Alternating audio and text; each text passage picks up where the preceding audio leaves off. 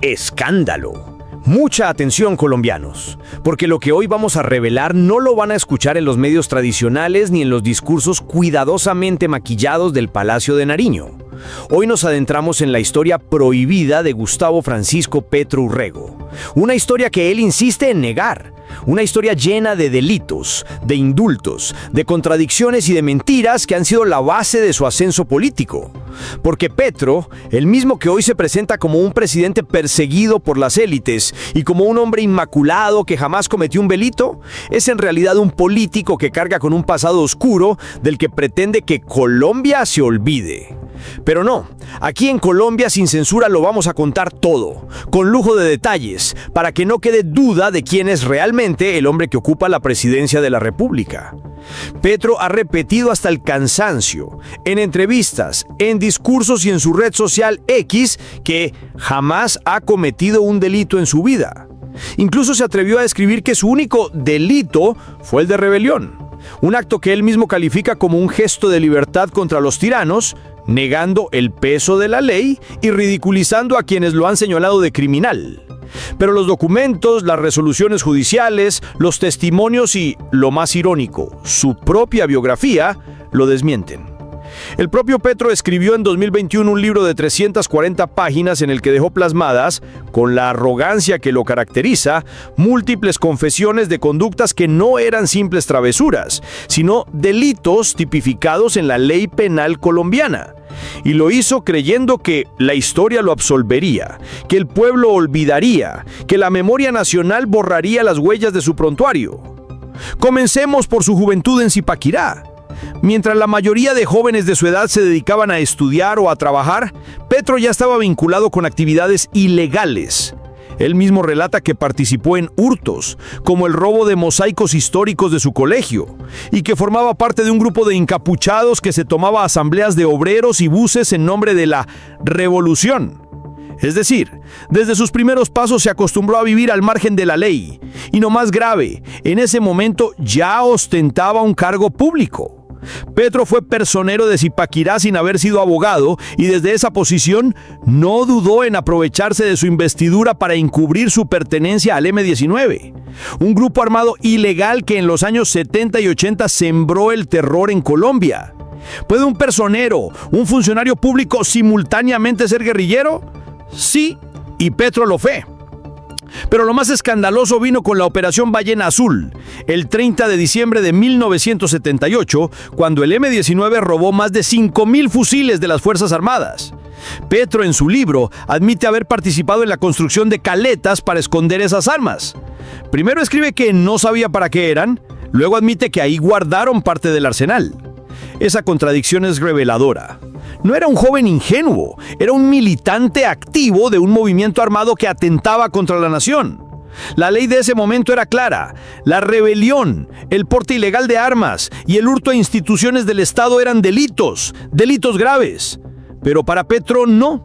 Para él eran gestos de resistencia, como si al cambiar el nombre de un crimen desapareciera la sangre que lo acompaña. Petro también fue protagonista del famoso barrio Bolívar 83, que él presenta como una obra social de vivienda popular, pero que en realidad fue una invasión ilegal de predios, organizada por el M-19 para establecer una base de operaciones urbanas. Petro lo cuenta como si fuera un acto heroico, saltar bardas, liderar a decenas de personas en una invasión y luego burlarse de la justicia cuando apenas le impusieron una multa. Sí, Petro fue multado por la Procuraduría y en lugar de reconocer su falta, escribió que la sacó barata. Esa es su relación con la ley: burla, cinismo y desprecio. En 1984, Petro fue elegido concejal de Zipaquirá, mientras seguía militando en la clandestinidad. Él mismo admite en su libro que abandonaba el trabajo legislativo porque le parecía más importante la lucha popular que la democracia. Es decir, mientras ocupaba un cargo dentro de la institucionalidad, conspiraba para destruirla. ¿Eso no es delito? ¿Eso no es traición al mandato popular? La ironía es brutal. El mismo Petro que hoy exige respeto por las urnas es el que en su juventud despreciaba la democracia y prefería las armas. Y llegamos al capítulo más oscuro de todos. la toma del Palacio de Justicia, el 6 de noviembre de 1985. Ese día, mientras magistrados deliberaban sobre la extradición de narcotraficantes, el M-19 ejecutó una de las operaciones más sangrientas y sin sentido de nuestra historia. Decenas de muertos, magistrados calcinados, desapariciones y un ataque directo al corazón de la democracia. Petro estaba preso en ese momento, pero eso no lo desvincula. En su propio libro reconoce que su nombre apareció en un comunicado reivindicativo como miembro de la Dirección Nacional del M-19, y la Comisión de la Verdad del Palacio de Justicia recogió documentos judiciales que prueban que en 1989 un juez sin rostro lo acusó por los delitos de rebelión, homicidio, tentativa de homicidio y secuestro. Eso está en los archivos, eso lo confirma la resolución del Juzgado 30, eso lo saben los historiadores. Y sin embargo, Petro insiste en que nunca cometió un delito. ¿Cómo salió entonces libre Petro? Gracias a la Ley 77 de 1989, que permitió al presidente otorgar indultos a los miembros del M-19 por delitos políticos como rebelión, sedición y sus conexos. Petro fue beneficiario directo de ese indulto, tanto así que él mismo solicitó su certificado judicial para posesionarse como congresista, en el que se le reconocía como miembro indultado del M-19. El documento existe, lo publicó el expresidente Álvaro Uribe y aún así Petro tuvo la desfachatez de escribir en X que nunca recibió indulto. Una mentira descarada, otra más en una larga lista. Pero no se detuvo ahí. En su libro reconoce haber usado cédulas falsas, haber hurtado libros en librerías porque no tenía dinero, haber hackeado archivos en la Embajada de Colombia en Bruselas mientras ocupaba un cargo diplomático. Sí, Petro admite que entraba ilegalmente en los computadores de sus compañeros y hasta del embajador, lo que constituía un delito de interceptación y acceso indebido, y aún así lo narra como si fuera una anécdota simpática. ¿Ese es el respeto que siente por la legalidad? ¿Ese es el ejemplo que debe dar un presidente? El M-19, al que Petro perteneció, no fue una agrupación romántica de soñadores como él quiere pintarlo. Fue un grupo terrorista responsable de secuestros, asesinatos, reclutamiento de menores, tomas armadas de municipios y alianzas con narcotraficantes. Virginia Vallejo, periodista y expareja de Pablo Escobar, declaró en 2025 que Escobar financió al M-19 para quemar los expedientes de extradición en el Palacio de Justicia. ¿Y quién era parte de la Dirección Nacional en ese entonces? Gustavo Petro.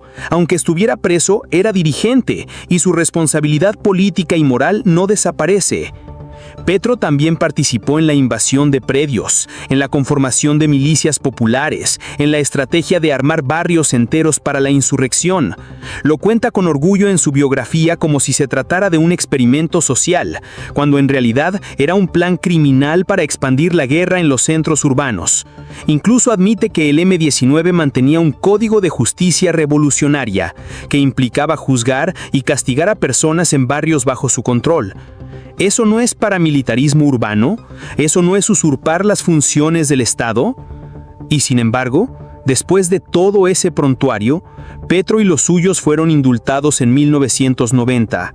Recibieron recursos, cargos diplomáticos y nunca pagaron un solo día de cárcel por los delitos de sangre que cometieron. A Petro lo mandaron a Bruselas como secretario primero de la embajada, un cargo que para el que no estaba preparado y que él mismo reconoce no sabía ejercer. Mientras tanto, seguía conspirando, espiando y utilizando su puesto para fortalecer su carrera política. Esa es la verdad que Petro no quiere que se cuente, que su vida pública nació de la indulgencia de un país que perdonó demasiado pronto y que hoy paga las consecuencias. Petro insiste en que jamás fue constituyente, pero en discursos intenta apropiarse de la gloria de la Asamblea Nacional de 1991. Otra mentira más en su lista. Lo cierto es que su papel fue marginal y que se ha dedicado a inflar su importancia histórica. Hoy pretende hacernos creer que su paso por el M-19 fue un error de juventud, cuando en realidad fue una carrera de décadas al margen de la ley. ¿Y qué queda de todo esto? Un país gobernado por alguien que participó en un grupo armado, que fue indultado, que mintió sobre su pasado, que manipula la historia y que construyó su narrativa sobre la victimización y el engaño. Petro es el símbolo de la impunidad, el hombre que pasó de ser guerrillero a presidente sin rendir cuentas, el hombre que romantiza la violencia mientras debilita las instituciones, el hombre que niega lo evidente para perpetuarse en el poder. Colombianos, esta es la historia prohibida de Gustavo Petro, la historia que él quiere borrar, la historia que los medios callan, la historia que muchos prefieren ignorar. Pero la verdad siempre sale a la luz y aquí en Colombia sin censura estamos comprometidos a contarla. La pregunta ahora es para ustedes. ¿Puede un hombre con este pasado gobernar un país sin repetir los mismos errores? ¿Puede alguien que ha mentido tantas veces ser garante de la verdad? ¿Debe Colombia seguir aceptando que su presidente niegue los delitos que están documentados en su propia biografía? La respuesta está en sus manos, en su conciencia y en su memoria. Por eso les pedimos que no se queden callados. Suscríbanse a este canal, dejen su comentario, compártanlo en sus redes sociales y hagamos que esta verdad llegue a cada rincón del país. Porque solo conociendo la historia completa podremos evitar que se repita. Y porque Colombia merece un futuro sin mentiras, sin indultos injustos y sin gobernantes que construyen su poder sobre las cenizas de la verdad.